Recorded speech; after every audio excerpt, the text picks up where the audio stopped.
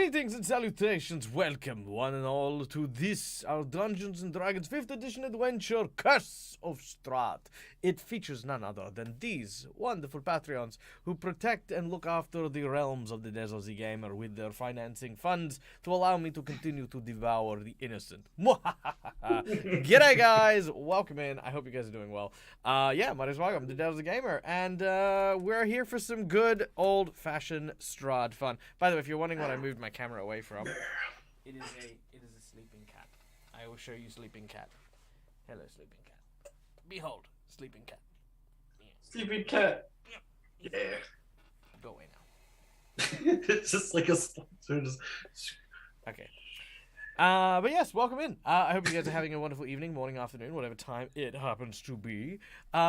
We are about to continue our adventure, but before we start, of course, we'd like to take a moment to thank all of our sponsors for the show that allow us to continue keeping the lights on and doing cool stuff, such as, of course, none other than Hero Forge for the wonderful artworks you see on screen, Sirenscape for the beautiful sounds that you will hear throughout the course of the adventure today, and lastly, Fantasy Grounds for our VTT of choice. Guys, if you want to try out a cool, new, and awesome, well, I say new, a cool and well-tested RPG VTT, then please think about Fantasy Grounds. Yeah, that's what you should do. Alrighty then. Now, guys, my ball is now firmly in the court of my players, as I will now turn to them to tell us about their characters, starting with none other than Iron Ghost Gamer Charles, playing the role of Argento. Good evening. Good evening. How's it going, Michael? Going splendidly, thank you. Tell us about Argento. Yes, Argento, the Dragonborn Paladin, who is, I guess, deep in trying to tick off a big item on his list. He's now faced down Strahd. He sent him in such a fury that he's decided to kill everything in his castle, which makes Argento extremely happy, except for we're still in the castle. So hopefully we'll get out. I hope so anyway. But trying to get the skull of my, I guess, great ancestor and get it out of this castle before it's destroyed. And that's pretty much what Argento's up to at the moment, as well as, trying to keep everyone else safe and in one piece, and hopefully kicking Strahd's ass again sometime down the road. Hell yeah. Well, with any luck, Strahd's ass is primed for at least one final kicking. Next up, of course, playing the role of Ipselus, our ranger, is none other than the incredible Charles. Sorry, Charles. What am I saying? Kyle, because I'm not looking at your face. I'm looking at Charles. Playing all the roles tonight. Playing all the roles. Charles, you're playing all the roles. And playing Vigog is Charles. And playing Bray is Charles. And playing Demiro, none other than Charles. And Esther, Charles. you guessed it, it's Charles. No. That's right. Is none other than the wonderfully handsome Kyle from Play Nerd Allies, playing the role of Ipselus. Hello. Hi. Do you like the new Hero Forge mini I made for you?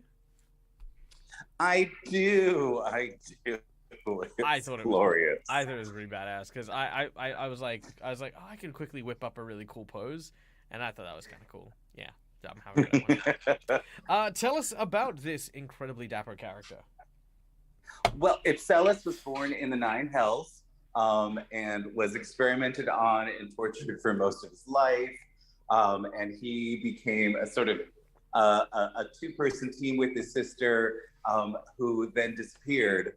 And in his quest to find her, he has ended up in Barovia, now currently being until just a few seconds ago, assaulted by horrific memories from his past and his sister's apparent death in a pool of, well, really a river of blood. But everything's fine. Everything's just fine. So This is we're on. We're on to go murder Strahd and resurrect a dragon, and I'm just trying to protect my fruit babies. All of them. Although one of them did die. One of them did die. Banana Split sadly lost his life. But, that still leaves three more, which is Peaches and Screams, Crab Apple, and Sour Grapes are still alive and kicking. Yeah. Thank God. Yeah. Next up, of course, is the incredible Neil from Immersion Diversion playing the role of Vagog, the Chronomancer. Hello! Hello! How are you? I'm well, thank you. Tell us about Vagog. I play Magog. He is a chronomancy wizard Goliath from the School of Fairhaven, an old teacher, and currently is sorry, a little too excited now. Good. Currently Yes, on a I'll- mission to currently on the mission to find his missing students, and have discovered 2 of them. One of them is dead. Sad. And pissed off Strahd along with Argento, and now we're all dealing with that mess. So Nice. Like how you drag Argento into your doings. Yeah, I I feel know. like alongside Yeah. like at once, like It was I no pretty longer great. have to die alone. you never were, you know. That's true. Yeah. All right. Next up on our list is none other than the wonderful Bray, played by the incredible Marcus GM. Hello. Oh, I'm incredible. Yes, I think so. That's cool. Yeah. Tell us about Uh, Bray, if you'd be so kind. So yes, I play Bray. He is a human scout rogue, the son of the Burgermeister and brother to Irina and Iskar. Was that his name? That's Yes. Yes. Yeah, he does things with a bow, and that's about all he can do. Okay, and he knows the tunnels through Strahd's castle, and that's kind of about it for him. Dude, you shot he's- 3 arrows into Strahd's face. I'd say that's pretty cool. And live to tell the tale, yes. Yeah. For now. That's true. For There now. is there is a lot that's been swinging in the favor of our very very woodwind archer. Next up, of course, is none other than our dear friend Tim, playing the role of Demiro. Hello, Tim. Hello. Yes, Demiro Soundhoof comes from the Satyr tribes out in the far deserts. Raised in a loving family, surrounded by all the other happy satyrs, dancing and prancing and singing and eating. In his teen years, in his prime, came into a insatiable desire to seek out new and wondrous things, taste new dishes, court new people, and set off for adventure. Stumbled across Jinto, Vagag, and Esther scratching their heads in a small little sleepy town that had a poster saying "Adventurers wanted" to go and get rid of the nasty gypsies north of town. And as they were looking a little bit lost, he quickly whipped up a great deal for the party that we'll go and deal with this as long as they throw us a party and give us some food when we get back. That was Never went about there. 2 months ago. And he has probably led them probably to our doom into Baruvia. They have a lot of Then we content. became friends with the gypsies. Where we just befriend everyone and solve all the problems we come across, because that's just the sort of thing we do. And Strahd. maybe we'll get home one day, but I think people have kind of forgotten about that, so I might be off the hook. No, We- they're just preparing the party. They're taking their time. They have 2 months in advance to make sure they got this right. We weren't able to friend Strahd, so that's the one exception. Well, I guess it's more we found a gypsy camp, but then we found out there's multiple gypsy camps. Which one could it be? Could be any of them. Could be all of them. Yeah. There's one in Strahd's castle. Oh. That's right. All right, and then Anymore. last, but certainly not least, playing the role of Esther, our cleric, is none other than the wonderful Mac Bluff, aka McKinley. Hi, Mac. Hello. How are you? What was that? How are you? I'm okay. How are you? I'm well, thank you. Glad to hear it. Tell us about Esther. Which part to focus on for the day? Let's see. Well, at the moment she's not Esther. She's Irina. which is fun. But we'll get to that.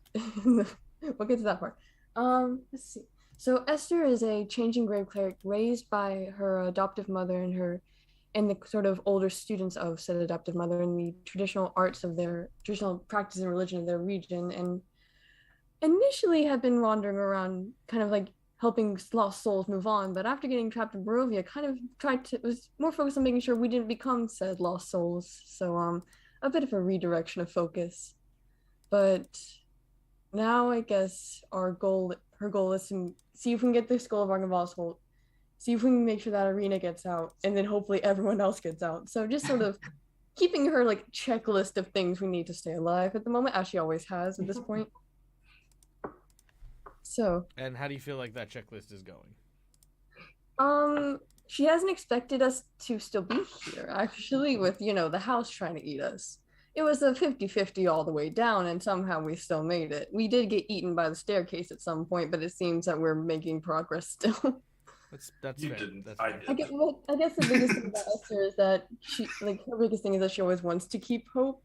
So I think this is just like, you know what? I'm not going to question a thing that's happening anymore because somehow we're still here and I don't want to question it. It doesn't do good things to me. I have prepared something for today, though. Oh yeah, what's that? Ooh. I don't know if I can say it. This is fine. It's just me. Yep. And my shirt. Yeah. So, but I think we got. Fine. All right. Yes, no, I agree. Holly should definitely be in this campaign as well.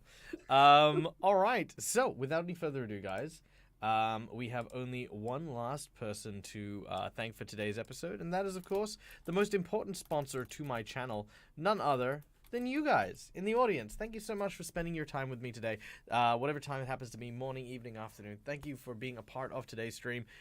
If you want to be a part of the game, then you can jump behind the GM screen in a number of different ways. Much like our dear friend Ira Janasi had just recently, you can donate to the stream and help support us even further. She has donated 3 natural 20s to our lovely group, which now locks and loads not only the players but the GMs as well with the coveted Nat 20. But as you can see there are a number of ways you can interact. For $5, you can grant a hero point to the players or a jinx point to me, which allows for some cool and awesome stuff to happen, staving off death, petitioning the GM, getting advantage, etc.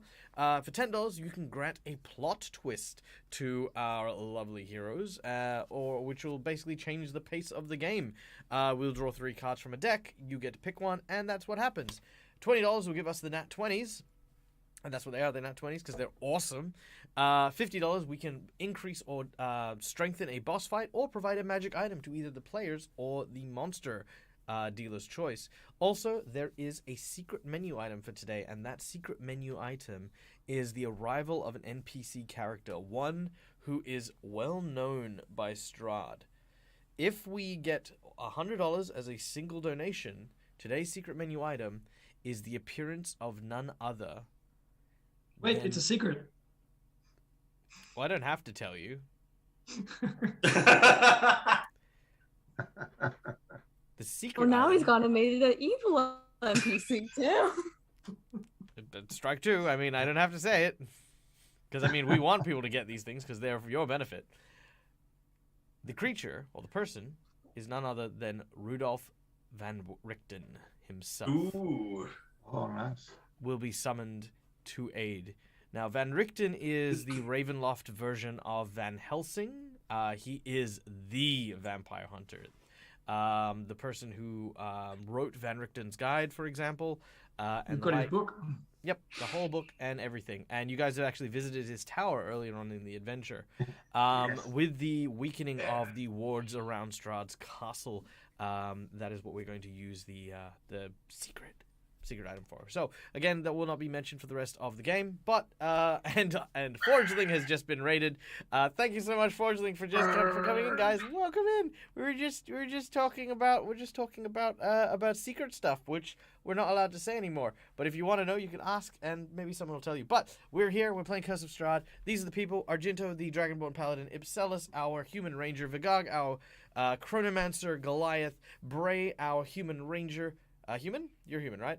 elf, maybe? Human rogue. Human rogue, that's the one. Demiro, a satyr bard, and Esther, our changeling cleric, as we prepare to embark on our adventure once again into Ravenloft in order to fight Strahd. And I will not show you that, but I will show you instead this. Behold. Yeah. I call him Pepe because he makes the Pepe face. That is all. Who's ready to get started? Yeah. All right.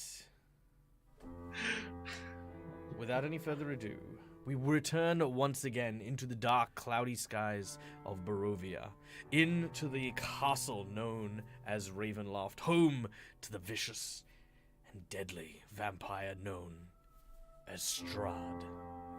Now, our heroes have done much to anger Strahd in the last few hours. The enraged vampire has called upon all the forces of darkness in order to descend upon our group. The entire castle has transformed stone, steel, and wood into flesh and grinding teeth. The entire castle itself generating organs instead of corridors and rooms. Where there would be lanterns and lights, there are now hooks and claws, as this entire building now seeks to end the existence of my group of heroes. Now, the reason that they're in Strahd's castle right now is they are trying to liberate a woman by the name of Irina, who has been turned into a vampire spawn. However, thankfully, she has not yet dined upon her first victim, and is thus able to be transformed back into a human if you make it in time. Not only escaping with her, but Argento, Knight of the Silver Dragon Paladins, also seeks the skull of Argynvast, a trophy held by Strahd in a macabre fashion, signifying his victory over the dragon many years ago. Argento hopes to not only liberate, but then restore the skull of Argynvast to its rightful place in his grave. It is here that we find our characters and begin today's session. In the lower reaches of the castle, where our heroes have made their way down towards the cellar, the crashing of stone, the grinding of these metal and kind of calcified teeth have sealed our heroes in a small corridor with only a single door leading to the north. As soon as these huge, almost makeshift teeth close and clamp the entire corridor down, the entire air starts to take on a cold hue.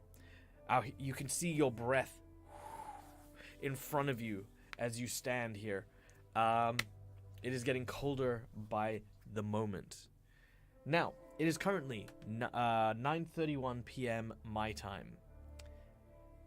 Every minute that goes past in real time, let's go every 2 minutes. Every 2 minutes that goes past in real time will be 1 degree dropped in this chamber.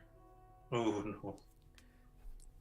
And this is Celsius because I don't Yes. know how to do that. What's the current temperature? I would say that the current temperature is about 24 degrees.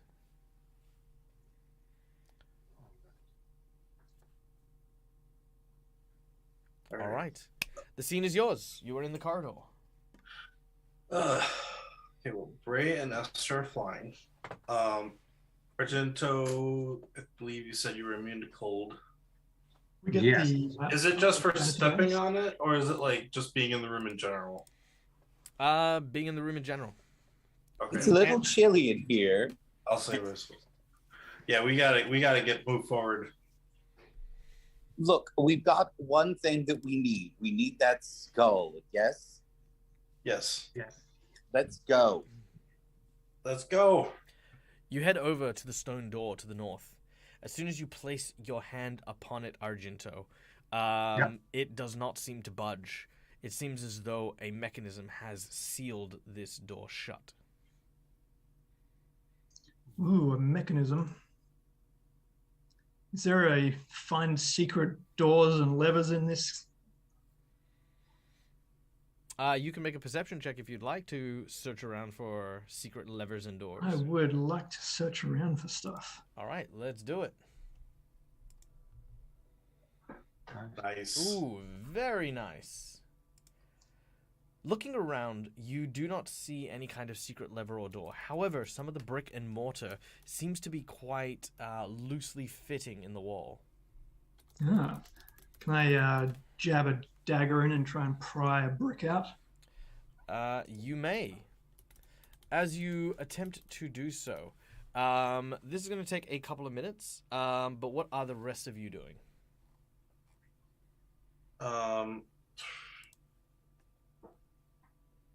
I mean, I'll try and help find a way to get the door open. Probably easier. I'll probably look around the room, see if I can find a switch or anything. Sure. Make a perception check. I mean, there might be something here, Vigag.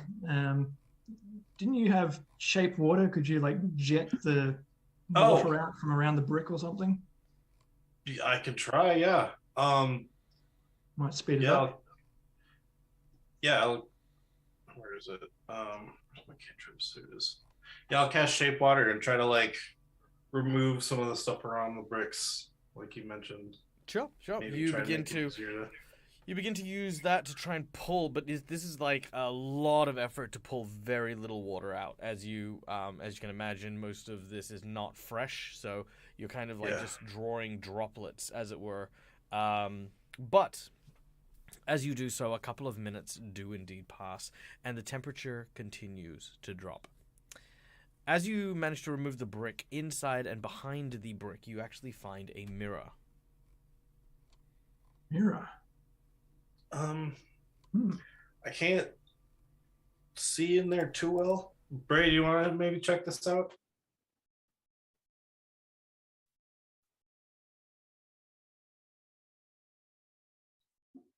Bray? Nothing. Sorry, I was muted. Can I investigate the mirror? What'd you say again? The guy was just saying, do you want to maybe check out the mirror that we found? But Ipsilis and you can both check them, Yeah. You're muted, Michael. I was going to say, do you take the mirror out of the crevice? I'd like to investigate it first before anybody touches it. Sure. Yeah, I wasn't going to touch it. I was just going to look at it. All right. Looking inside the... Looking inside... You see that there is a small mirror about. It's like kind of like almost like a hand mirror, as it were. Oh, okay. It seems to be placed in its own little alcove, as you can see this like kind of window just onto the one side. It would be easy to remove. However, what you would need to do is you would need to somehow lift it up and angle it to kind of pull it out. However, because it is vertical. And the entrance is narrow, it doesn't seem like there's a way to kind of pull it out from where it is. Can I place a little seed in that opening and then cast Entangle and get the roots to sort of try to crush some of that rock? To clarify, you're going to put a seed and attempt to cast Entangle. The option is to exert enough force to crack the rock. Is that correct? Yes. All right. You see this happen. Does anyone interject at any point? No. I just say, are we sure it's not going to break the mirror? Oh. Wouldn't the roots break the mirror? I'm just... I mean, at first we could just try maneuvering it around. Maybe there's a slot or a gap or a space back behind the bricks. I'll cast Mage Hand and just lift it off the pedestal and see if it can move up or down or left or right. Moving it across the pedestal, it does seem to move left and right quite freely.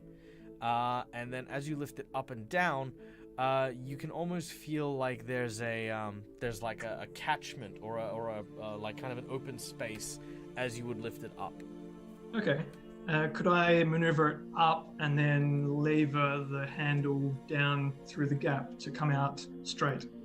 No, but as you lift it up, you notice that a thin beam of light suddenly appears on the wall opposite to the hole. Okay. As it does so, the mirror is almost reflecting a word backwards. It says D-E-R-I-A-P. I will spell that out in chat.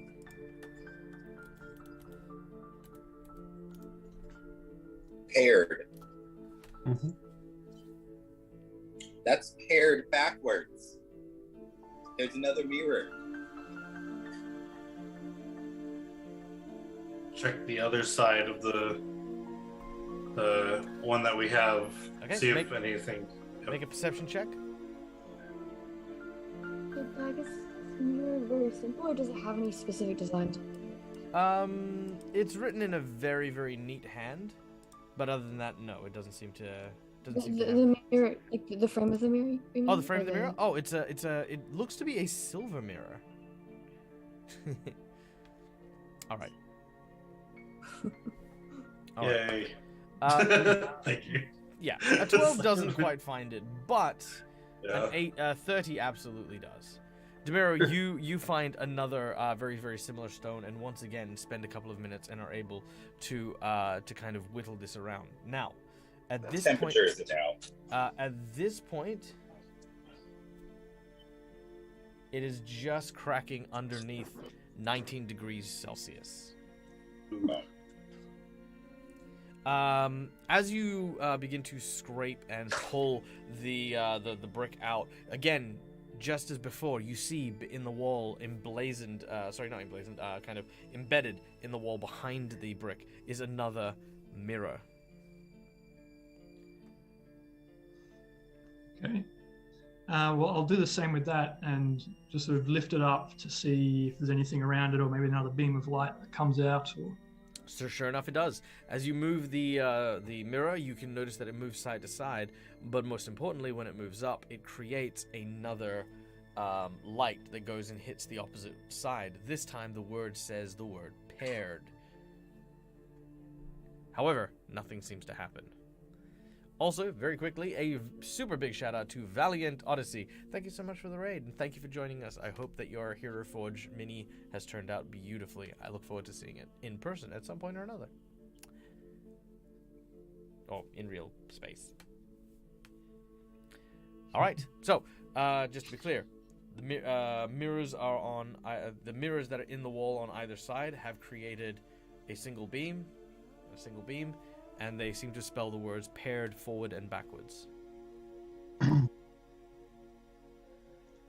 While this is going on, I have a question. If I light 2 torches and give them to a couple of people, will that help them stay warm? Yes, actually it will. Anyone holding and wielding a torch will be treated as though the cold is one step lower. All right. So I have enough oil. I have enough torches for everybody. I don't need one, but I have enough. I don't have enough oil. Awesome. So, Very well. so I can probably light 2 torches with 1 flask of oil. The torch lights in your hand and provides a small modicum of warmth. Another few minutes go past. The temperature continues to plummet. At this point, you can sort of start that frosty breath is now lingering even stronger in the air. I'm just gonna look at my back. So there's a little beam of light here. Would anyone? It says paired. Does anyone want to try to? I don't know. Stand in the beam of light together. So to be clear, the beam of light is bouncing off both mirrors back and forth, correct? Just 2 mirrors. Yes, there are 2 mirrors, Well, but yeah. only one is currently active, because in order to activate it, I believe Demiro is using Mage Hand. Is that correct? Yeah. So So only what if one we is just being moved lifted another at any mirror? given So one of them I is back in was- the. I was actually just about to suggest, what if we tried somehow to get the light to reflect between the 2 together? I think for a Yeah. start, we'd have to be lifting both at the same time to allow the light through. Wait, does anyone have a mirror on them? Let me check. I don't Yes, know. I do. You? Can I see it for a sec? Yeah, so I take the mirror out and give it to you, along with one of the torches, and I give one to Esther and Bray as well. Okay, so now I've got a torch and a mirror. Demiro, can you try to Anyone, angle one of the lift- lights? Can anyone lift the other one at the same time that Mhm. I've got this one held up? Yeah, Bray will. Okay. And then I'm going to try and bounce the light to the other mirror. So it's like I there's think the two beams go lights straight there. across, don't they? Yeah, I know, but I'm Yeah. gonna try and angle one to hit the other side of the other mirror that they have up. You muted again, Michael. Yeah. Sorry, my bad. It's already hitting the other side, Neil. Oh, I thought you said there were two mirrors. There are. There On is. opposite sides. Right. So I want. Yep. So there's two One lights was, though. one was reset, one was lifted. Yeah, so we had to lift the other one. Yeah. So Bray's doing that. So, Bray, as you reach in and grab hold of one of the mirrors and you lift it, and Demiro, you use your mage hand or are you using your hand? Yep. Mage hand? Okay. As both mirrors are now lifted, what happens here? Bray, you feel a tug. Something is sliding the mechanism and pulling your arm into the hole. I'm going to ask you when you would like to let go, if you want to. As your arm begins to stretch, you almost are about you're almost at the full extension of your arm. It continues to pull in. You lean forward, and your shoulder is now flush against the wall, and it is still pulling away. What's going on, Bray? What's happening? It appears that I am being pulled into the wall. Okay, you should probably let go. It is still pulling. Hang on, arm I'll reach in reaches- and grab the other mirror with my hand. It is across the hole, which is 15 foot wide. You will not be able to. What? No, as in the mirror that I'm next to. Oh, you're going to grab it with your hand? Yeah. Okay, you reach in and you grab it. Now, both of you pretty much have... Actually, I need Demiro, because you hadn't had your hand on it first. I need you to make a athletics check as you try to reach in. Because at this point, that mirror is in quite deep. Okay. And it's pulling away, and you're just trying to get your fingertips around enough to get your grip. Okay, but beautiful. The both of you now have a firm grip, and your arms have now reached hyperextension. All right. Can I stand between them and like grab both of them? Yes. Actually, probably. Actually, you know what? Yeah, you're quite big. Yeah, sure. You grab onto each of them by either the arm, the hip, the shoulder. Yeah, I grab onto their arms, like around their wrists, so I'm like holding like Atlas holding. All right. Try and keep them from going. Okay. As you grab hold. Yep. Sorry. I'm gonna try to. I'm gonna pull my rope out of my bag, and either if neither one wants to let go, then I'll try attaching ropes to maybe their hips, so that if they get pulled into the wall, at least we can go and grab them. If we got pulled into the wall, I think we have bigger problems because we've just gone through a very small hole. Yeah. That's very true. Okay, but as your arms begin to stretch out, like again, you guys are both now hyperextending your arms. I need both of you to make me a Constitution saving throw, please. Oh boy. Look, I was trying to figure out how this puzzle works. Because I with. Wait. The both of you hear a pop sound. Oh. What does inspiration do again? Inspiration. Do we get an inspiration? Yes, I think we do advantage. Yeah, if you because use He's I got one. Oh, you've got one from I've before. had Yeah. Okay, so it'll give you a reroll. All right, I'm gonna use that then. Can we use them after the roll? I've got no issue with that. I mean, they're They supposed to be get, beneficial, so. There, 14. 14? So the first question I have is, does me holding them help at all? Yeah, natural 20. If they don't let go, it does not seem to, because again, they've hit the wall, as it were, and they're not kind of being. Well, they are being pulled in, but they're not being sucked in. If that makes sense. You kind of feel that the resistance of the wall is definitely there.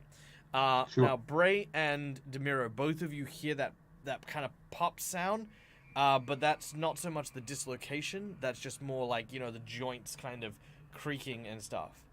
It is still pulling away. Can Esther. I? Sorry, Oh, sorry, two Esther. seconds. Esther. Yep. Well, first thing Esther's gonna do is she's gonna go check the mechanism on the door, see how it's interacting with what's happening here. Looking at the door, you can hear the sounds of stone sliding out of almost like a cavity inside the door. If you try releasing it and see if they retract. How much longer could I hold it? Right now you haven't suffered. I take it there's no way to sort of pull back on it. It's like irresistible. Yeah, more or less. Yeah. I would say that it would take about 5 checks before your arm was ripped off. Jeez. That's how. Assuming we could actually hold on for that point. Yeah, basically. All right. However, this is the second roll. With your arms now hyperextended, your joints now loose. This next bit almost lets out a sound like tearing sinew and muscle. Oh. Could you make another Constitution saving throw, please? Ooh, Max. Come on. Oh boy. Nope. Oh no. You have an at 20 if you want. Nope, I think we lost. Oh Mike. no. Yeah. That's all right. I will very quickly. You guys have I nat 20. assume a +3 doesn't do anything to either one of those. A +3 will not. All right, you both hear the sounds of almost like a taut snap. Both of you have your arms disabled. The disabled condition means you roll with disadvantage when using that arm for the purposes of physical strength-based abilities. All right. I'm Yes. just trying to think about how this puzzle works. Is there any way I can do like a check? Sure. Intelligence check, you may absolutely do. Well, it's a good thing Thank you. it's Bray's left arm and not his good arm. Okay, 17. With the 17, it's very odd. Strahd's castle is built fundamentally as a means of devouring, eating, and kind of almost organically consuming the victims. It's very strange that this room would suddenly be devoid of any organic elements in lieu of this kind of trap. There might be something more to what's going on. It's hard to say. But as far as I think I know. as far as how to beat the puzzle, it seems as though the others are on the right track. Okay. So I think I know what's up. We're doing it right, but we're interacting it with ourselves. We have to interact with them with non-living things. So I've got rope. And if you retract, do you think that these mirrors will come back with you, and we could tie a rope to each of the mirrors? The same It rope. could work. Also, Argento, how Yes. long is your Hydra Whip? You do not have time for this line of conversation, as I need Bray and Demiro Yep. to make me another I'm not- Constitution saving throw. While it's going on, I'm not sure. I was never given a link. It's just this link. Right. Good God, release them before your arms Yes. get tore off. Let's go, please. Also, it's getting very cold in here. Demiro, Yes. there is a crunch sound. Oh, At this point, it is currently dropping into the around about 4 or 5 degrees Celsius. You can Alright. see that ice crystals have started to sort of form around the like sort of extended bits of your hair. Argento, you're feeling really sleepy. As a cold-blooded creature, it is becoming difficult to be here without experiencing some Yeah. moniker of pain. I want to cast a spell if I can, my 3rd level spell, Sure. protection from energy. Mm-hmm. And that's resistant to cold. Now let me see who it affects. Aren't you immune to cold?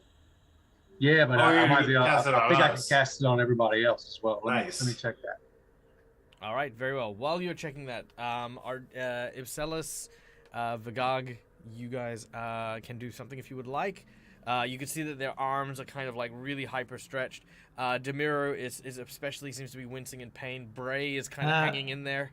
I'm going to use my last 4th level spell and cast polymorph into a giant octopus. Would you need a somatic component in order to use this spell?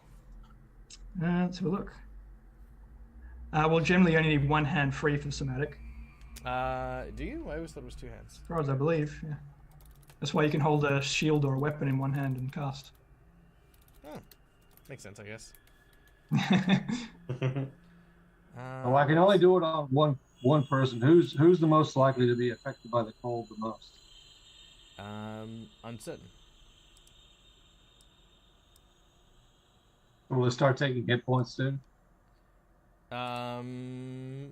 Yes, definitely very soon. So then I cast it on Ipsilus.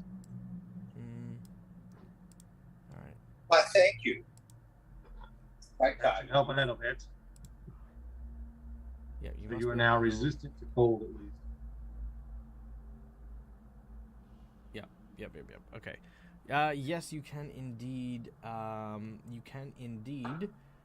Use the polymorph spell as well. Okay. All right. So We'll use that. as you shift, however, I need you to make an athletics check as you are altering your grip. To try and hold it? Yeah. Yeah, basically. Sure.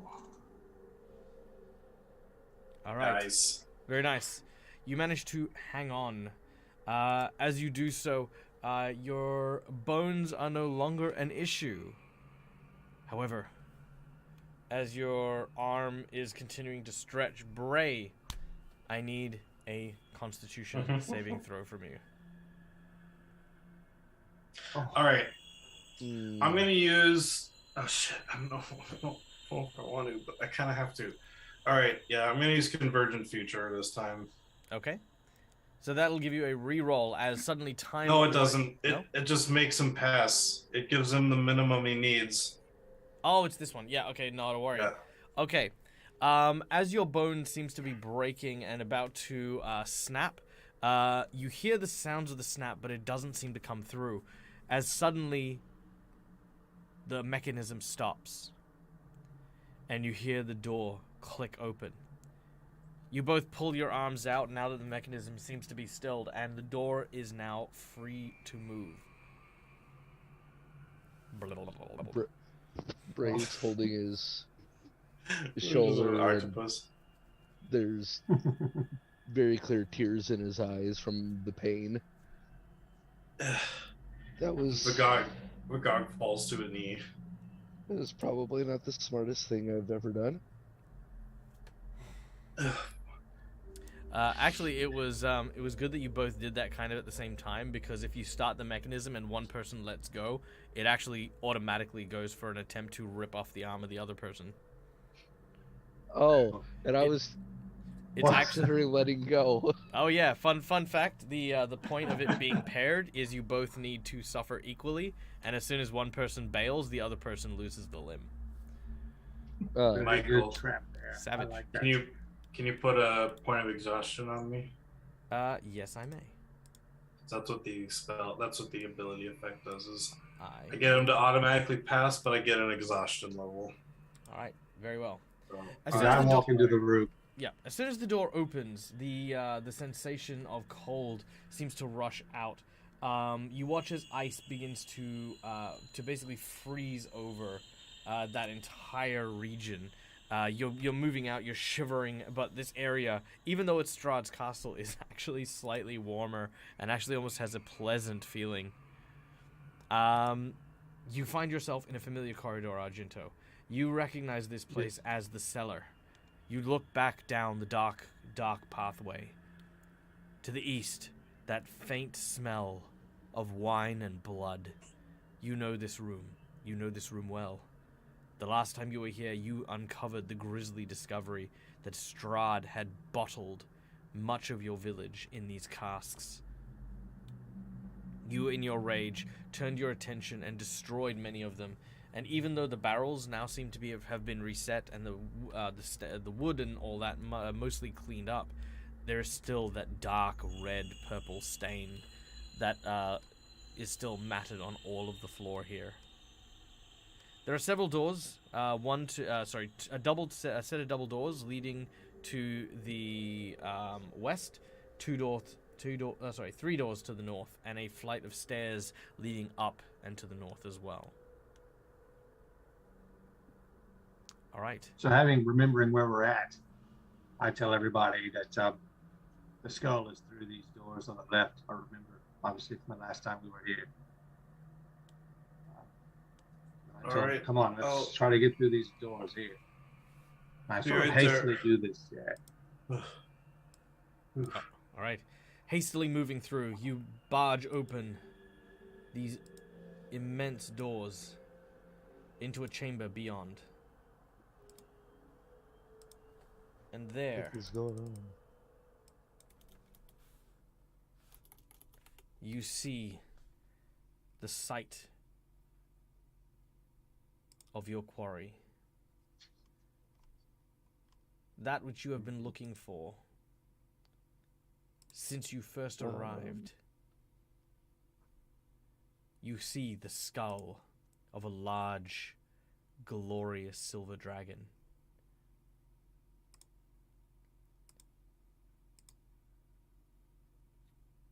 Although we're kind of in a hurry here, I still pay my respects to the vision of the skull by dropping to a knee and muttering sort of a prayer under my own sort of voice of saying, I pledge and bow my allegiance to the brave Arjun Rost. And I have returned to fulfill my promise to it. And then, then I get up and sort of figure out how we're going to get this thing down. Very well. You all watch as Argento, again, shows reverence to this very, very impressive-looking dragon skull. It is quite large and could quite easily be taken up by a few different people. Inside this room, which I will describe as soon as I put everyone back in order.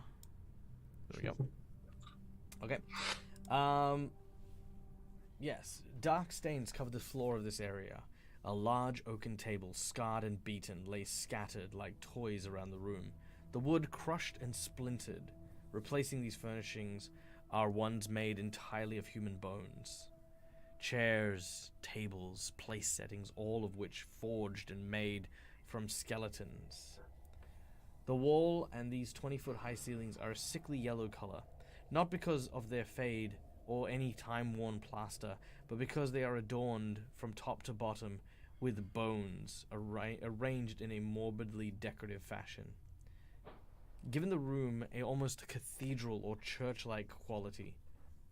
You can see that 4 massive mounds of bones occupy the corners of this room, with a chandelier of bones and skulls hanging at the center of the room. As you enter here, you hear a voice.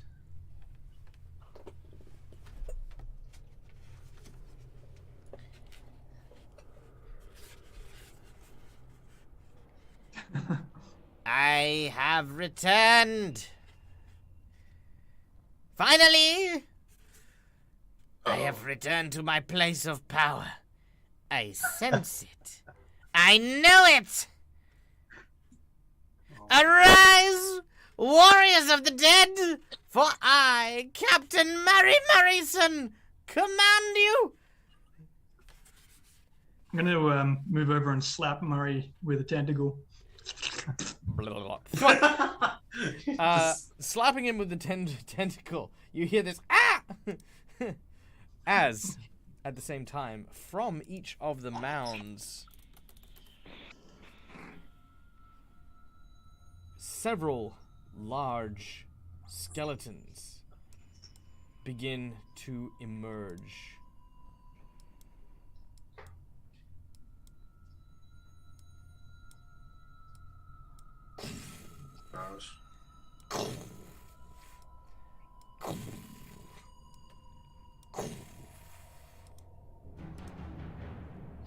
Oh no. You see 4 skeletal minotaurs rise up. These are not just minotaur skeletons, but the conglomeration as several pieces make what are effectively these bipedal bovine creatures that lunge and lurch out. As the tentacle hits Murray in the head, he says, "Death to you! For all of the suffering you have laid upon me, all the misery, destroying my body, liberating me from my home. You will all pay. For Where's the true boss? I feel as though you have never truly appreciated me. I gave you tea. I have no mouth. But you were the one who tit. asked for it. Give me tea? What kind of insult is that? You would Send give for the Captain bones. Murray Murrayson tea, and you with your disrespectful octopus hand, and you with your bag filled with dead things and blood. It's never been full of that. Also, she looks like Irina, so she's like, how? Just appears in the bag, and it's just Irina. Just... Who are you? I'll reach sorry, a didn't you put all tentacle the things inside in the base of his skull and move him around so that he does like what your hands are doing for his skull, for him to talk. Yeah, very well. This is what you do. This is what I want. So he says, "Minions, attack!" And Didn't Murray put the stuff in the bag? all right, and and we are going to fly into an initiative, Magento, grab the skull. which won't happen before the initiative. Neil. Yeah. It's like I keep saying. It's a free action, okay? Oh, I'm sorry. Is I know, I'm just kidding. interrupting the cinematic. I'm sorry. Free action. Mm? Yeah. No, All I'm right. kidding, I'm sorry. Whoops. I need to get rid of you for the time being. There we go. Get out of Yeah, here. I was gonna say, why is the dog there? What? The dog's not there. All right. Bray, you're up first. Well, considering that he can't really use his bow, and he can't really see what's in there at the moment, but he did hear Murray, so he is going to, walk himself over, and he goes, "Esther, hand me the skull. I'm going to end this once and for all." How does Murray respond? It is too late, fools. You think you can destroy me? You have freed my soul, my body. This shell is nothing but an empty husk. Yeah. Now that I am close to my true self, it won't matter what you do here.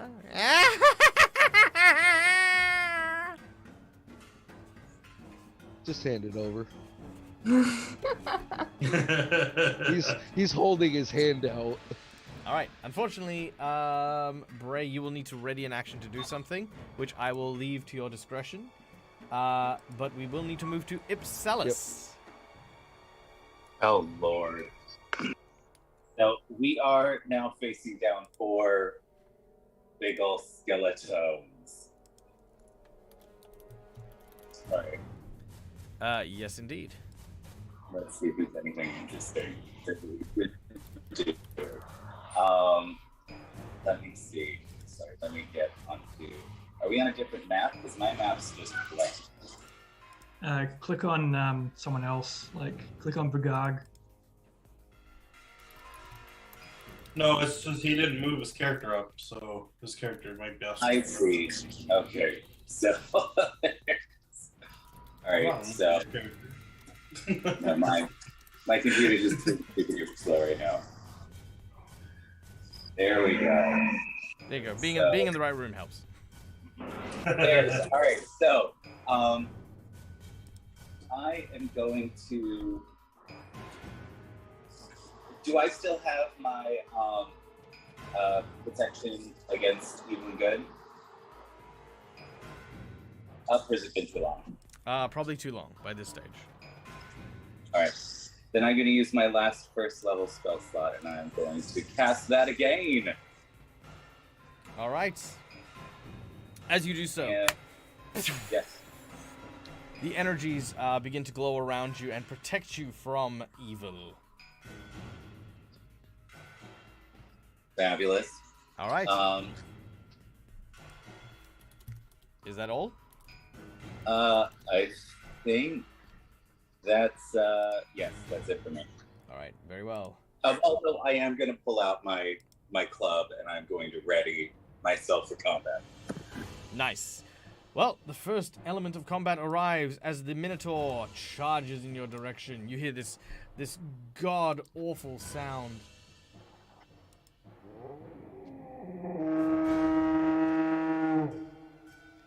As That's not how you're supposed to sound. as the figure charges towards you.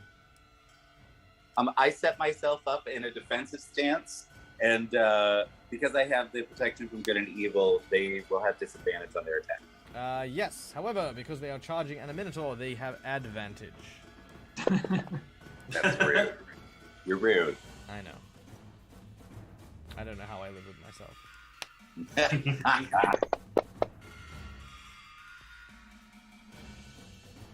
Oh wait, what happened? Why didn't it? Did I? Like a miss. Yeah, but it rolled with. It should have rolled a neutral one. Let me try that again. Sorry. I mean, I'll Did you take press that. the advantage? I'll take the critical fail. Oh. There we go. It will hit. Which is weird. How did I roll a? How did a 14 miss but a 13 hit? Yeah, I don't know. Wait, you're rolling the attack on the Minotaur. Oh, am I? Oh, okay, okay. Hang on. So let me try that again. Why is it- Still a miss. I Oh! feel like with a couple of Yeah, critical No, I know Yeah. why. I know why. For some reason, my. Why am I rolling? It's the this? protection from good and evil thing. But if you Oh, click cool. advantage on the roll, that should cancel it. Yeah. Yeah. Okay, I don't think it's canceling it. Okay, so hold on. So I need to hit advantage, then do the attack. Okay, good. I got there. There we go. Much better. All right. I'll take it. At this stage, fine. So the Minotaur runs in and he fumbles over himself as he swings his great axe down. It comes crashing down. And Argento, I'm going to give you advantage on all rolls for the next round because he hits Argenvast's skull with the axe, knocking loose one of the teeth. How dare you? The Minotaur, number 2, will make his way over, but needs to take an action to climb up and over. So he is slowing himself. The second Minotaur is going to be rolling with advantage as he is going to try and wallop you. Okay. Now this should roll with advantage. Yeah, there we go. I don't know. That's working fine. He misses. So as this axe hits you, it clanks off your armor and does absolutely nothing. The last Minotaur follows in suit, climbing up and surrounding the two of you. Alright. We then have the Fruit Babies. The Fruit Babies haven't been given an instruction, so they are going to automatically leap into action to protect, and will try to bite one of the Minotaurs, which it does not. Demiro.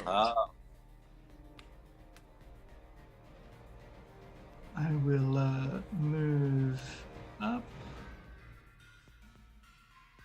And I will use Murray on the end of a tentacle to punch one of the Minotaurs. Very well. Make your attack. Yeah, the octopus Do are so reached, with don't they? disadvantage, as you are not proficient in Murray Fu.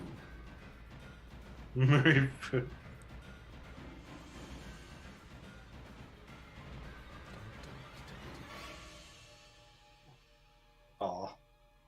Wait, what? Oh, what? Still hit. Yeah, apparently. Yeah. Wait, isn't that with your crossbow? I'm using that just for the bonus because it's the closest I have to I believe with tentacle. I believe, if I'm not mistaken, you would use the stats of an octopus. Yep. So a octopus's stats would mean that your strength is 4 for your melee attack. You said giant octopus, didn't you, Oh, Demiro? giant octopus? Yep. Okay, let me try that again. A giant octopus's strength is 17, so that's a plus 3. Plus your Yeah, my proficiency usual bonus. strength is 8. Oh, okay, yeah. All right, very well. All right, yep, you strike and hit the creature with Murray. Make him a 1d6 weapon.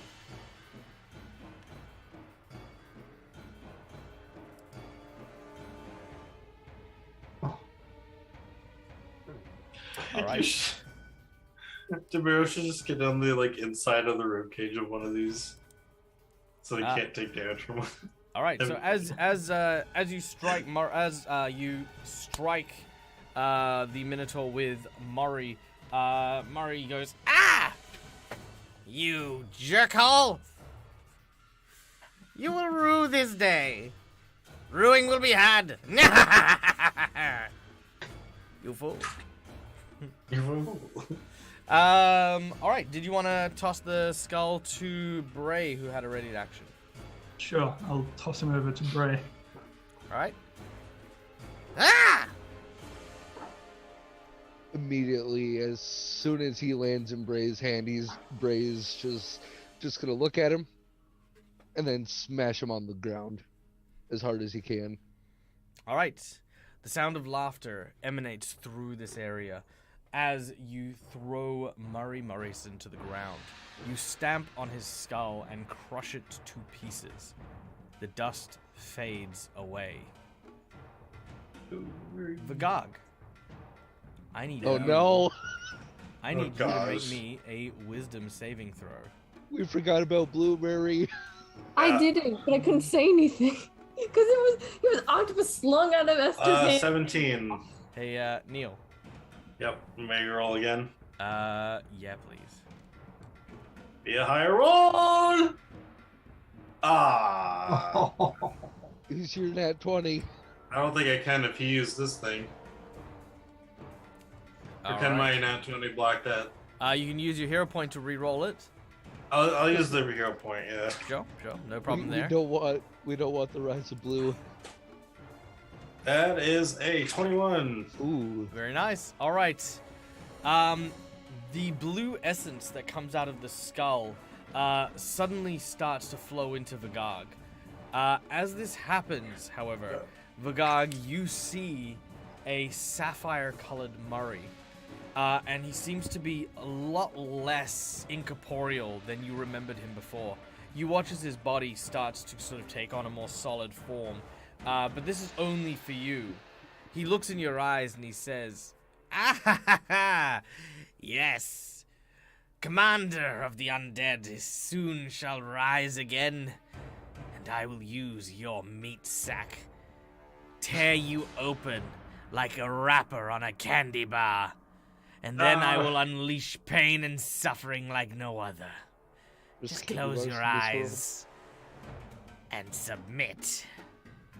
Murray, for the next few rounds, or however long it's going to take, is attempting to cause Vagog's skeleton to attempt to leave its flesh. Oh, That sounds painful. Yep, What? it is going. You're basically being you're being forcefully deboned. Yeah. How? Also, I want to ask you a question, Vagog. How long have you had a contract with the fairy from episode? Oh, come 5? on! I thought you were going to ask how attached are you to your bones? Well, no, there's a lot of stuff here, I know. Basically. Vagog. Well, since I've been revived, since I got attacked by, And do you remember what the deal was? yeah. It's hard for me to do it. That sounds like a no. No, I know what it was, but You feel yeah. you feel a No. tether on your mortal coil, very loosely fitting, almost like Please wearing a shoe 2 sizes too big. It feels as though your soul is almost ready to simply fall out of your body. It's a big tug of war. All right. As long Losing my as soul you're and my skeleton. bones. Yeah. Yeah, this is bad. Esther, Yes. you're up. Where am I now? Let's see. Okay. Well, you know. Okay.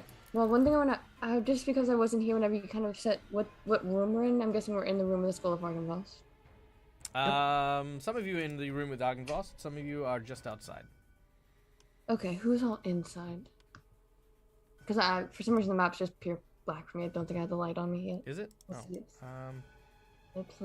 Oh yeah, I see. Hold on. Let me illuminate for you. I can still see in the room too. It's like a grayscale kind of Is thing. that better? Let me see. Yeah, that's good. Okay, There you go. perfect. Well, I guess two things. One, knowing that we have a little soul bag, and two, knowing that Esther has the ability of exorcism. Would you have any inference of what's happening to Vigog at this point? Also, because she was the one who helped make the deal with the fairy. She kind of has a lot of things going on at this point. In terms of Vigog, you haven't seen anything that is letting you to believe that. However, your exorcism might work on the skeletons. Okay. Alright. Then I guess I step Look forward like a they've bit. had enough exercise. They're down to the bone.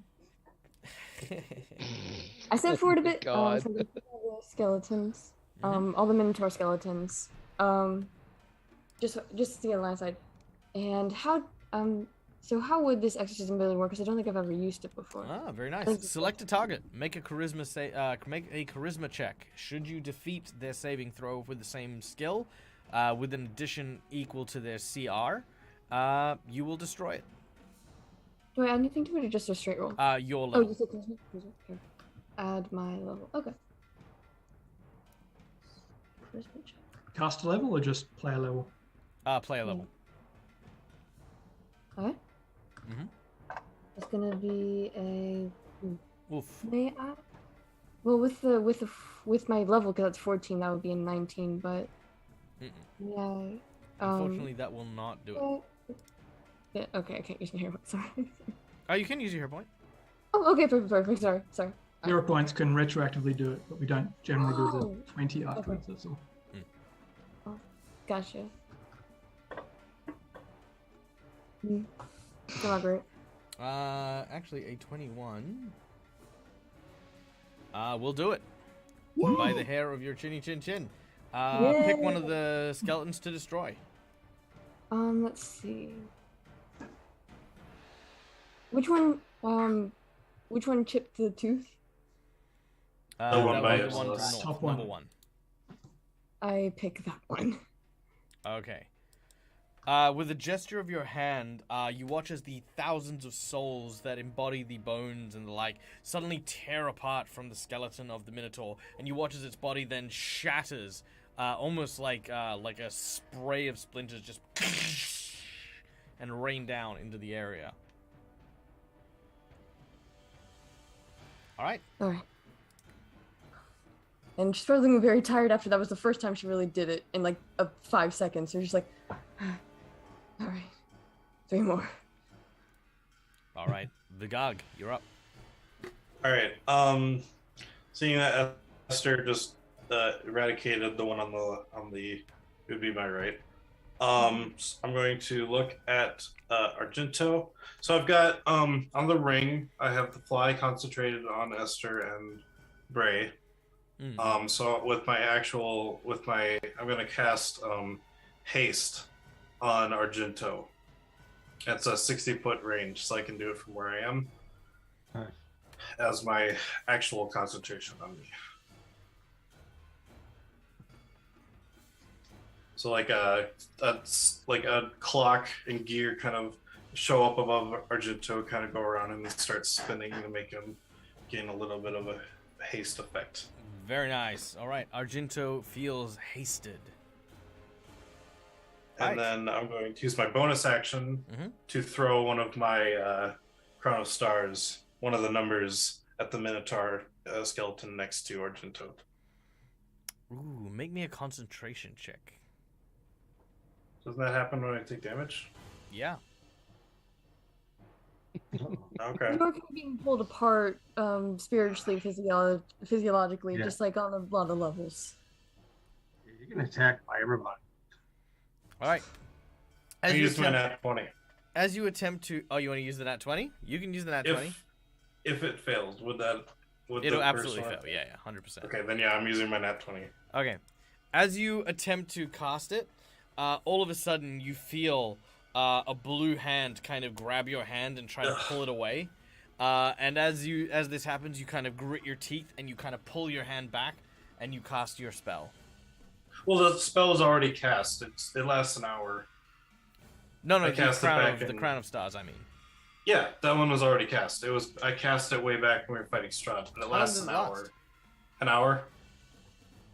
when you're fighting Strahd, yeah, okay, it'd be less than an hour. Sure. So it's just the bonus action to throw one at it. You could have said that when I Yeah, we'll I save it for the casted haste. the spell We'll for save it the for the haste, haste. yeah. We'll save it for the haste, so that's fine. Same rough effect here. Yeah. All right, then we go to Peaches and Scream. Hold on, I was throwing the. Yeah. Yeah. Sorry. I go find that.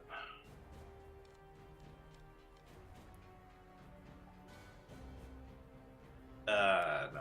Oh, that does it. Okay. Yep.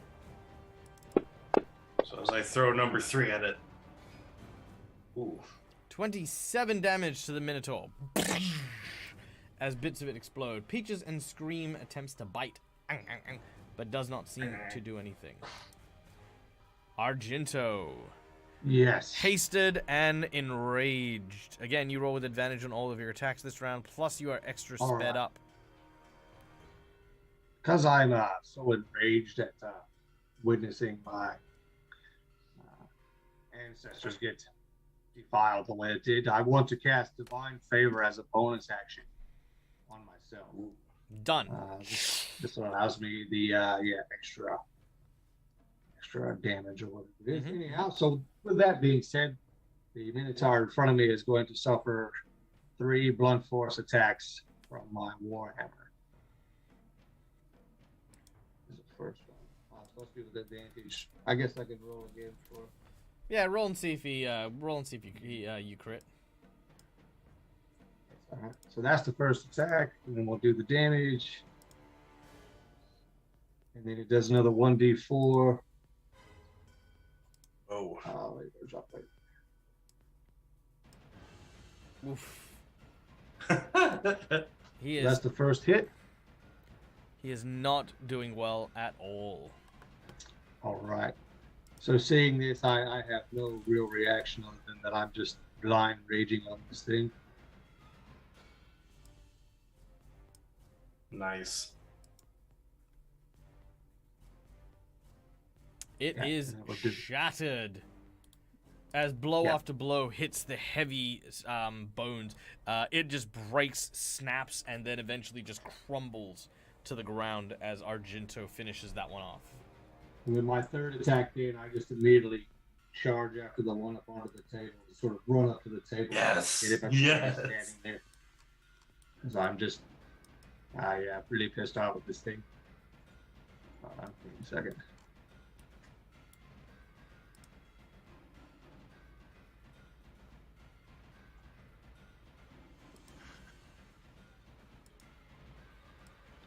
All right, very nice. As you run up and attack the Minotaur on the table, another huge hit. This time to his shin bone, which shatters. He falls and lands through the table. Could you do an extra D6 damage, please? Whoa. Absolutely. Ah, Roll it again. He hit a chair too. that's better. Yeah. There we go. That's better. Okay, 5 points of damage. As you basically just have this creature struck hard by your weapon. All right. Which then brings us very neatly to our dear sour grapes. Another tiny little creature attempts to bite, This tiny little demon made of teeth, this tiny little fruit of grapes, leaps up and tries, but alas, it does not manage to penetrate the hard, bony armor. Thank you, Jinky McJinxface, for the Jinx points. 1, 2, 3, 4, and change. Aha! So maybe I'll use that extra one. Let's see. You know what? I'm gonna burn one of those Jinx points right now. I'm sure we know who that is. What? No, we don't. I think me, Bray, and Amiro don't have our inspiration, by the way. I think we used them earlier. Yeah, No, you used sorry, mine. did you use your inspiration or did you use hero points? No, I used inspiration earlier. Yeah, did you use your... Oh, okay, yeah. I used the inspiration you said because I thought inspiration and hero points are the same thing. But all right, cool. No, they're different. Okay, now, using the Jinx point that I have just received from Jinxie McJinxface, thank you so much for this. Now, in the distance, you hear a noise. 3 noises, specifically. Oh no.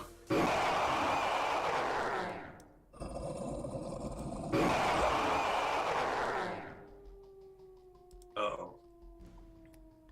The sound of howling.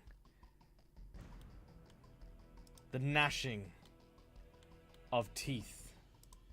The footsteps of a great and terrible creature can be heard in the darkness heading in your direction.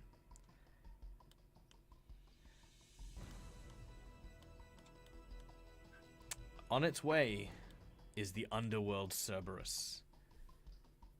It won't overturn this round, but it is definitely on its way. As we then return to Bray. How far away are the Minotaur skeletons from Ray? 10, 20, 30, about 35 foot, give or take. Alright, and the flying gives us 60, right? It does indeed. Alright, then I'm just gonna fly to... Okay, because it won't let me fly through the wall, apparently. Yep. Go to there. And with our Argento there, that gives me the advantage for sneak attack, correct? Since I have an ally within 5 feet? Yes it will. Alright. Well, since I can't shoot my bow anymore... where's my sword? There it is. I shall attack.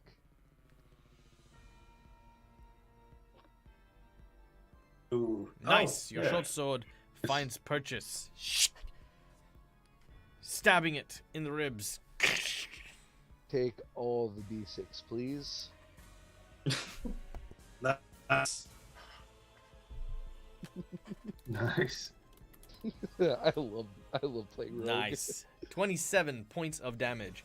Also, while we're calculating stuff, guys, I just want to give a special shout out to Ghost Table Guild. Welcome in, new person to the channel. If you have any questions, please ask in chat. Our chat is very active, but we also pay attention as best as we can. So thank you for joining us. Okay. The Minotaur is hobbled on one leg, barely able to keep up on its knee, having Argento shattered one side and then the ribs violently attacked on the second. We then move to Ipselus, our human ranger. Your fruit babies are trying their best, but they seem to struggle. They look to you for guidance. Well, my fruit babies are fabulous, and they are going to destroy these things. So the first thing I shout is, these minotaurs, they're just skeletons, right? Yes. I'm going to shout to my fruit babies, attack them from inside. They Get there, cross. At this point, Crabapple looks to you and says, "Father, I'm afraid this is no longer the time for that. These creatures and Strahd's minions are far too strong for us. And we are just fucking fruit. You have led us on many dangerous expeditions, but you have known that one day this may come. You knew that one day we would need to say goodbye. But you already said goodbye once. Yes, Isn't that enough? Yes, and we learned much, Father. We spent our time traveling Barovia, eating children, doing many things, seeing the horrors that the lands of Barovia had wrought. But our purpose is clear. Morden Canaan designed our people, our kind, for one purpose.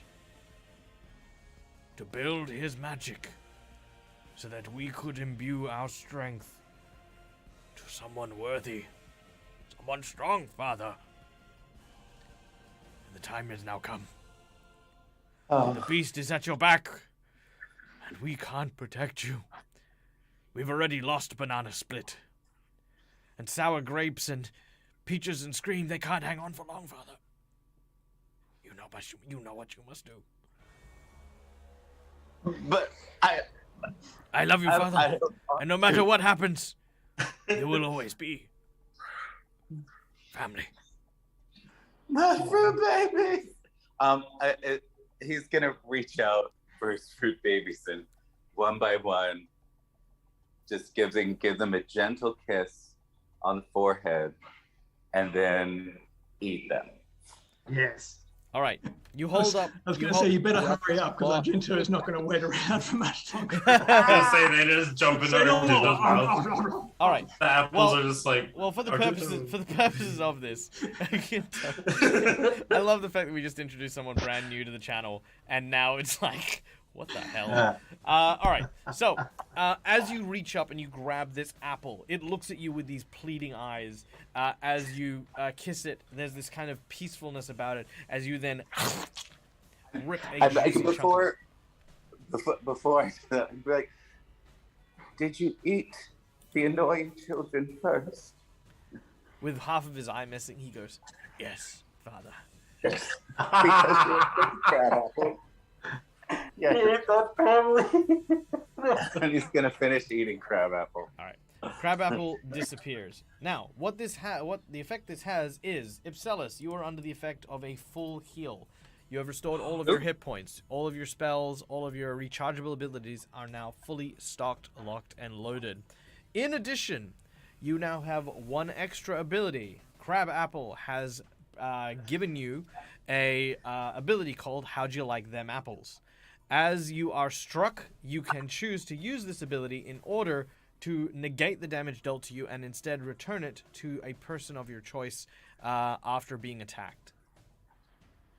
And I can use that, one time? It's a once per lifetime ability. Now, each of these fruits do have an ability in the stuff and have the full restore. So eating all of them by yourself, you would just gain the powers, not necessarily the effects of the restore. Yeah. All right, but can I command the other two to go to certain people? Yes, absolutely. I'm going to say, sour grapes, you have done so much good in ridding the world of those awful children. Now you must go to the one who is just as sour and bitter as you. Go to Argento. Oh. And a walking spider-like thing of grapes makes its way to Argento, and you hear multiple heads, each tiny little grape pod with eyes like a spider and mouths says, "Yes, Father." As they crawl over to Argento, they look at him and they say, "Mighty warrior who has slain our mother, we know of ye and we respect your strength. Consume upon my Just flesh." pick them up and eat them. I can imagine Argento taking the stem and just going, it's stem and all. stems. They taste quite delicious, and sour is the right word. Once again, Argento, I will take this up from your turn, but you are now also under the effect of a full restore. In addition, you now have an ability called the Grapes of Wrath. You are now, and until you poop, under the effects of a barbarian's rage, meaning that you will currently reduce all physical damage you take by half. You will also roll advantage on all physical strength and skill checks. However, you will find it more difficult to cast spells. Not that that matters, because you are a bloody paladin. Just like no poop for days. Yeah, just hold it in. I'm so angry and I need to poop. He's quenching so hard. He's angry about it. All right. And finally, I'm going to look over at Peaches and Scream. I'm going to be like, I don't know you yet, but given your name, I believe that you and our musician could make beautiful music together. Yes, Go Father. to Demetrio. I have been told much about you, but we have never met before. I love you just as much as all my other children, though. Do you really mean that, Father? I really do. And he's just gonna fall down a little bit and hold his hands out for Peaches and Screams so he can give it a little kiss. Peaches and Scream actually, as you kiss Peaches, there's kind of like a fuzziness, very soft, very delicate.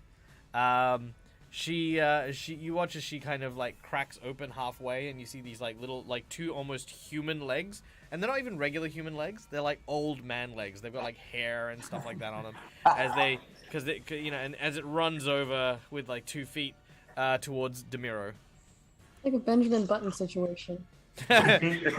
Just Demiro as an octopus grabs it and just squeezes the pear juice out of it and drinks it. All right, and once again, the impact of this is a full restore as per the norm, but you now have, Demiro, the ability of a Banshee's Wail. Ooh, that's perfect for you. Again, a once per lifetime effect. If used, Didn't he have that already? No. Did you? Yeah, the Banshee kissed him. Remember whenever he helped? Yeah, that's my second Banshee ability. That's when we met the fruits. I didn't get a whale though. I had a Banshee's kiss. I got given the Banshee's Cry, and then when that was used up, it turned into the Death Touch. Yeah, right. Okay, well, this is the Banshee's Scream, which will kill anyone within range that hears you scream. Nice. You do have to choose to use it, obviously. Yes, Esther. If I may do something, is that okay? Like say something. Sure. If I may say something. Yeah, go on. You watch as your group, by the way, just. Yeah. I'm just gonna. Still like a bit exhausted from doing a whole exercise that took her like 10 minutes the first time. Turn and be like, it's still looking like Irina in her head, so it's just Esther's voice. As you can tell, they're kind of always like this. Bray, I just look at Bray, just like a turn you hear in your head, just like the saddest eyes on Irina you've ever seen. Just like, I love it. I've been putting up with this for months. you gotta deal with. It's so beautiful. Argenta's been waiting to eat these freaking things for like ever. Bray is just mortified at what the fuck's going on. he's just like. We have the like, perpetrators. We have Esther just tired, Bray mortified. He's like, I've seen exhaustion. some Amazing. fucked up shit in this castle. Yeah. This torn apart body and But not soul even that- Strahd is Like, that fucked. This is fucked up. Yeah, no. Yes. All right. We then turn to the Minotaurs, the 2 remaining ones. I'm just gonna hit you with an axe, starting with Fruit Daddy. That's not very nice. I just said goodbye to all my babies. Well, he misses Okay. you. Because you still have the protection from evil. So as he swings down at you, he hits almost this incorporeal bubble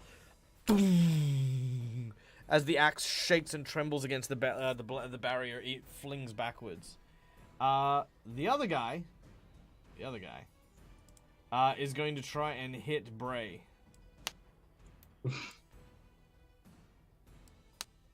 Oh, I forgot that I had bonus actions. Oh, Bray, you kind of cartwheel off to the side as it chops through the table and misses you. All right. Demira, you're devouring a fruit. Esther, it is your turn.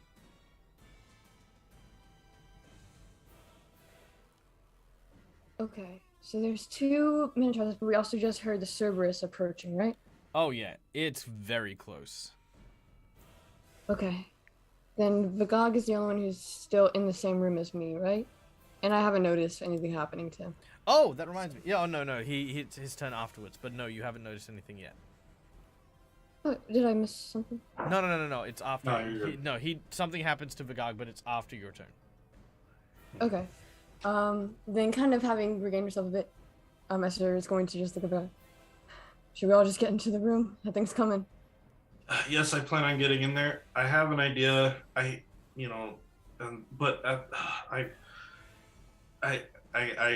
say that Murray's trying to take over me or something. I think he's also inside of me. I'm gonna at least try to make it into the room.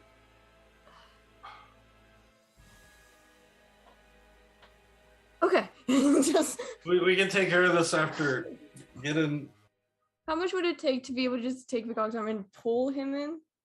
We don't have time for this. We don't have time for this. I'd say make a athletics check because Vigog is quite big and Esther is quite small to kind of drag Vigog back into the bone room. Also, real quick, thank you, Dumad Rock, for joining us. Welcome in. My name is Mark. I'm the Devil's Gamer. We're playing Curse of Strahd. Bad things are happening. They're trying to liberate the skull of a dragon. There's a giant 3-headed Cerberus coming in after them, and the group has just eaten their mascots because it gave them power. And a Blue Mary is trying to take over me. That's right, and someone's trying to possess and take over one of our guys. So there you go.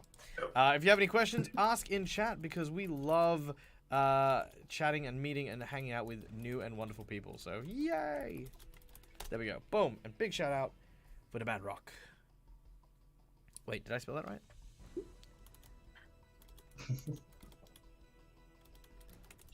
I thought I spelled that right. Let's try that one more time. The Mad D Rock. Yeah, there we go.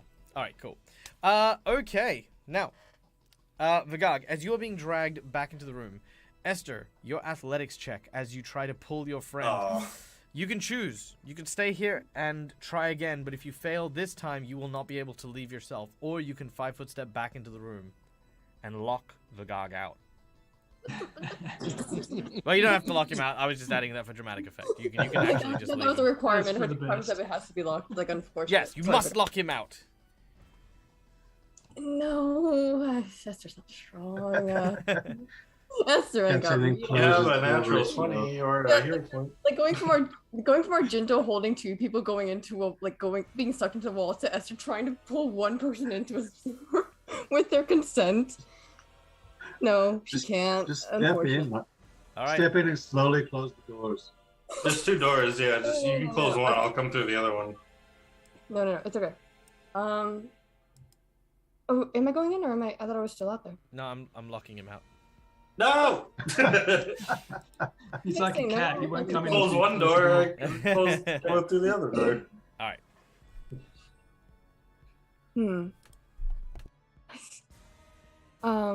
Yeah, I'll take 5%, but I'm gonna keep the door open if you don't mind. Very well. You enter the bone chamber, and as you do, the 2 minotaurs on the table continue their attacks against your melee fighters.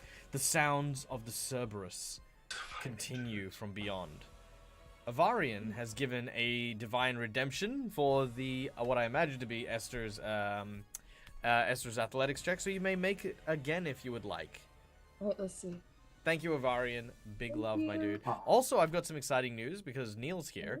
Avarian will be joining us on Friday's adventures. Hello! Hi! So yeah, Neil's very excited. There you go. Yeah.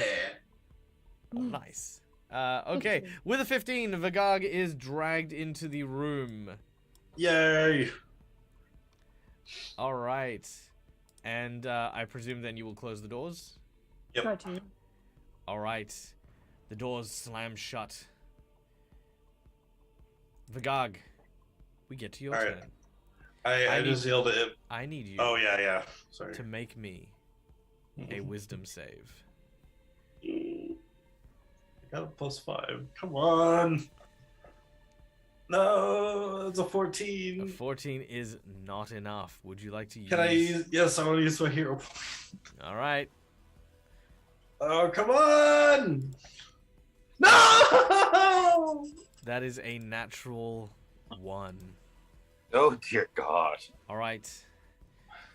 Run, Vagog. you fools. As you are pulled in, Vagog turns to Esther and says, "Why, thank you. That was a close one." You see his eyes, instead of Vagog's eyes, you see these crystals almost replacing his eyeballs. He looks over at Esther, and as he does, Vagog, Uh-oh. you begin to cast a spell. Good thing we didn't replenish his spells. Oh yeah. Yeah, I've only got 2 and 3s. Well, you and still then have. the- Well, you still have yeah. Crown of Stars active. I do, yeah. I have 5 still. I'm Esther, counting them. you watch as a glowing ember of starlight from around Vagog Oh, aims in your no. direction. Is this the first time I've shot Esther? With Oh, 3 oh is... no. Oh! Hell no. How dare you? Oh, Hell to the no. Let's try that again. One more time. Nat 20. Okay. Oh no! Oh no! oh, Oh no! Did I? Oh yeah. Oh, yeah. I'm gonna kill her! All right, Esther. You take Oh no! 47 points of damage as Vagog reaches forward and this huge wave of radiant energy just I'm gonna kill the erupts party. at you. You see these gorgeous beetle-like wings that look like they're made of stained glass suddenly sprout from Ipselis's back as he uses the gift of the metallic dragon to shield her. Mm. Ooh, What does it okay. do? For the folks at home, what does this do? There's I'm pulling it up right now. Sorry. There's where are you? Where are you here in my character sheet? It's here. I promise it's here somewhere. Yeah, it's right. While he's looking for it, I just have a quick question, Michael. Yes. While I'm being possessed, can I still talk? I just can't action. You can talk to Murray. Oh, okay. I can't talk to the group. Well, you can try to, but it is the soul of Vagog behind Murray, in the same way that Blue Murray was standing behind you, for a while. Yeah. You're now standing behind him, but you see him in your body. Okay. Because after Ipsos does this thing, I'm gonna try saying something to the group. Sure. So what it does is I give her a bonus to AC equivalent to my proficiency bonus. That will not help in the case of a nat 20. If it was a nat 20. Bad people. You're all bad. All right. So the blast, Your own children. so the blast does hit Esther. Esther, what's your reaction? May I say something? Yeah, of course. Okay. Because I think I'm still holding on to, like, Vagog's arm, right? I wouldn't say you're grappled, but let's play No, around I'm with it so holding far. on. Let's say you're holding on. Why? I want to see where this will go. Okay. Let's see. Well, first I'm just gonna... Inflict. After you inflict wounds, unfortunately. Step out of it. Oh. Get yourself together. Exorcism, Okay. and your bones crumble to dust. Yeah. Yeah. While also keeping in mind, Esther has just had had the actions to drag him back. Right. Yeah. So I don't so yeah, there's nothing I can do exactly, but I'm just going to like after just where did it strike me? The kind of like spire of the crown. Good question. Let's see. Let's see how bad I've made this. Body checks. It is in right where your liver is. So front of Ooh, your body, buttercup. stomach, bottom left-hand side. Mm, It's that's literally not just collided with you there as a massive center mass attack. Okay. Then just sort of holding on as I'm just like probably gonna stagger back a bit. I'm just gonna look back up. I freed the god from the influence of a mind flayer dragon. If you don't think whatever deity is in control of whatever I do can't pull enough insanity out of the box to get you out of this body right now, I don't think you fully understand your position. Ooh. That's super cool. That's super cool. Make an intimidation check. Let's see. That's awesome. We I have love to, that. Holy also- crap. Do we also have to roll for massissive damage in this? You can roll for emotional damage. Also, Emotional, huh? Yeah. Because I've already used my hero point. What was that inspiration I used to I used one of those. I think it was hero point I did since it was retroactive. you can use your hero point. Okay. I'll use my hero point first. Because I can only use one hero point or not 20, right? Yeah. Okay. I'll use my not 20. All right. The nat 20 comes in. Vigog, gain another will save. Or wisdom save. Ooh. Come on. Ah, 23. Vigog's eyes go from being the sapphires back to being Vigog's. All right. And then I just say really quick. How you going? I just say, grab the minotaurs, jam them in the doors. Yeah, that's Vigog, all right. He's Yep, back, that's guys. Vigog. He's It back. didn't make any sense. So he must be back. Well, no, because minotaurs. Like, I are just got possessed superstar. by I just got Locked possessed in the by doors, yeah. one of Strahd's generals. No, that's fine. Don't worry about it. Just quick, grab a minotaur. Minotaurs. Could you imagine? It's almost like the start of like a comedy sketch. You know, no context whatsoever. Somebody just logs into my channel for the very first time, and all they see is Neil going, "All right, everyone, listen. Grab a minotaur. Jam them in the doors. Jam him in the Jam door. them in the door. Okay." Can we have the other guy back? Just twice? All right. Argento, it's your turn, lad. What do you wish to do? Yes. I'm overcome with emotions and seeing the fact that I was allowed to eat a fruit baby, and Esther is inspiring, almost aggressive, almost like I'm very proud that Esther had this in her. Edge of aggressive romance. So, It's all come full circle.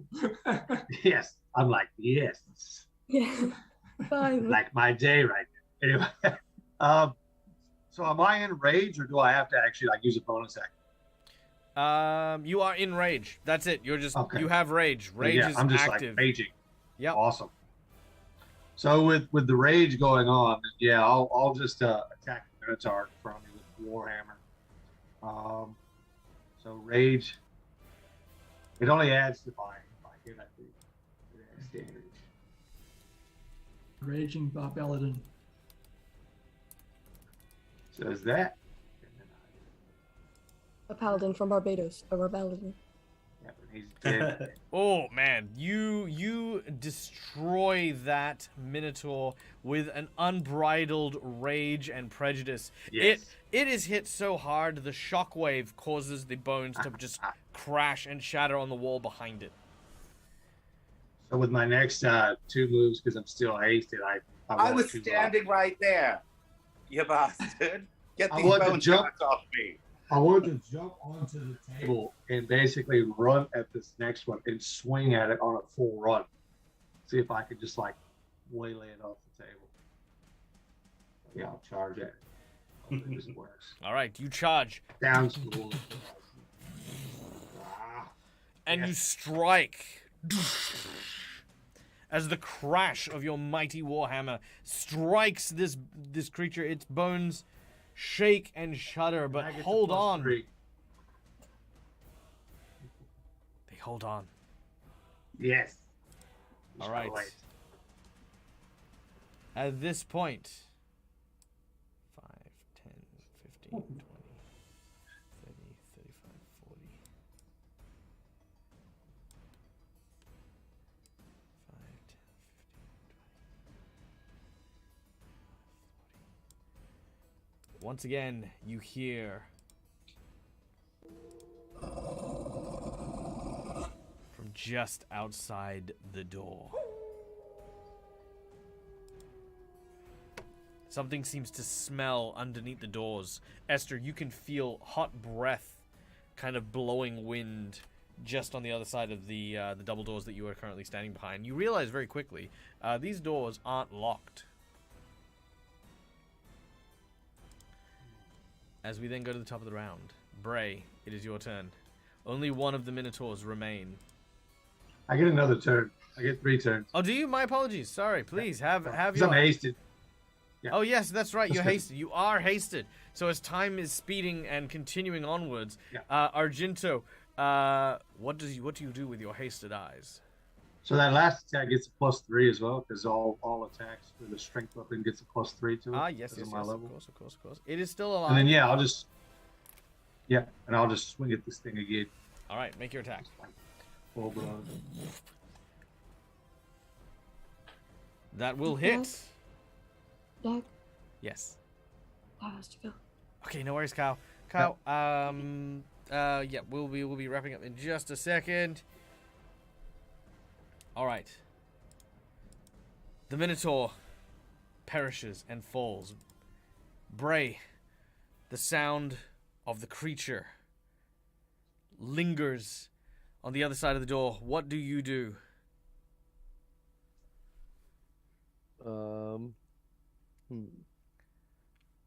We love you, Kyle. Mwah. See you all soon. We see you soon. See you, Kyle. Bye. Okay.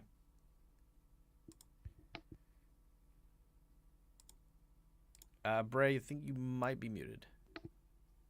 Am I muted now? You're good now. I hear you. Okay.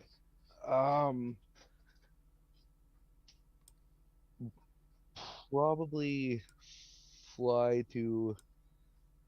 Do we know which door is the actual way we need to go? The north or south door? You know that the exit is towards the creature. You know, to the south leads back upstairs, but you have no idea where the northern door leads. But there if you any don't do secret- something soon, that creature is going to crash through that door super easy. Bray's just gonna fly up to the north door then, Okay? because if we go through the south door and go back upstairs, Dog's just gonna cut us off upstairs. Oh, yeah. I mean, more mean like if you don't try to stop the dog now, it's going to get in. Just like outright.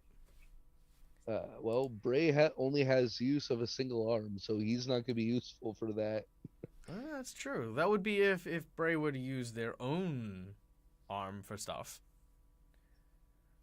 I mean, what else would I be able to do? Looking around, you see a myriad of bones lying around the area. You also know, strangely enough, that the femur, as it were, is one of the strongest bones in the human body. Is there any of those nearby? Oh, tons. In fact, most of the furniture is made of the stuff. That's a bit fucked up, but you know what? Let's use it. Very well. Grabbing hold of some of the bones, you make your way to the door and immediately slam these bones into the actual door handles. All of a sudden, there's this...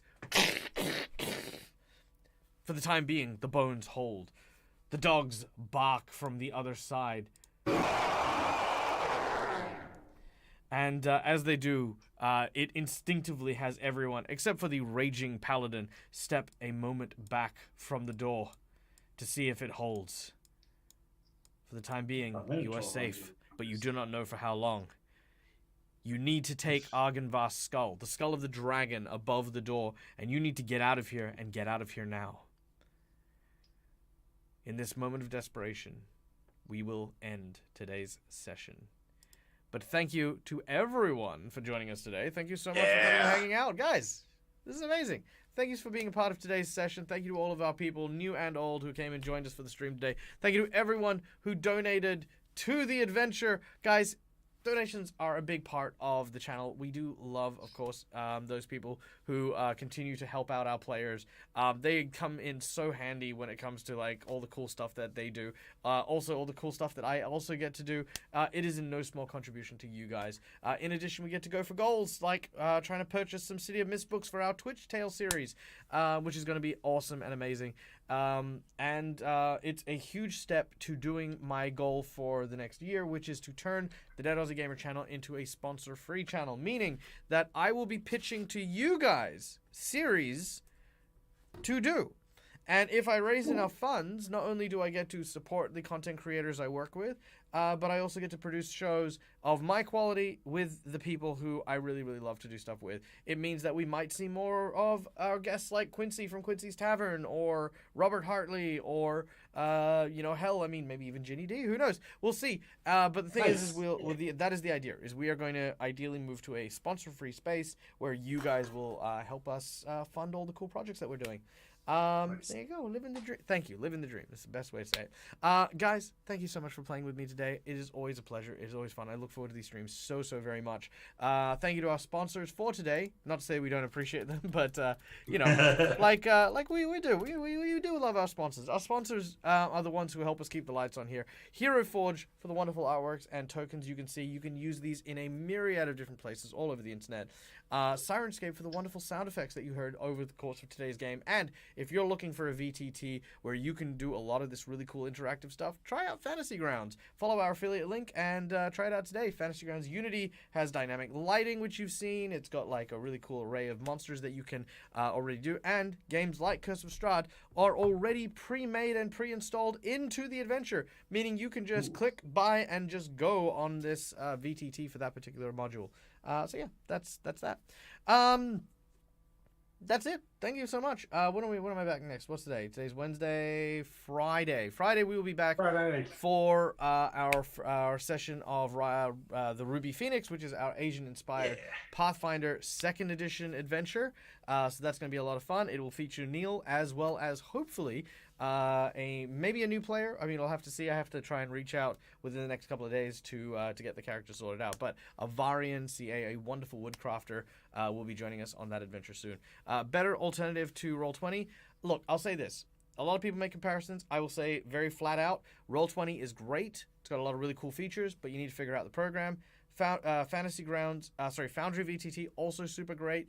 Fantasy Grounds is good for what I do, which is I react super quickly and I can add tokens, maps, and all of that, and have them fully set up in literal seconds. Like there is actually rewards for you guys to create NPCs, and I'm so quick on Fantasy Grounds, I can have them installed live. So that's the advantage with Fantasy Grounds. So that's why I recommend it. All right. Look at that extra long Fantasy Ground pitch. Fantasy Grounds, if you like me, hire YouTube pumpkins on your channel. Okay. We're going to go and raid Kyle, because Kyle, of course, is our dear friend from Play Nerd Ally, and he runs a game immediately after us, which is why I tend to waffle at the end of the streams, just to see if we can get over on there. Just stated beta testing for the above VTT native to D&D Beyond. Ooh, that is very exciting. That is very cool. A VTT with D&D Beyond would be amazing, and I could not wait to see that. Big hopes, big dreams. Okay, without any further ado, let's go to Play Nerd Allies. Boom, there he goes. All right, guys, thank you for hanging out. Thank you for chilling. Until we meet again, as always, from me to you, game hard or die trying. Bye, everyone. Bye.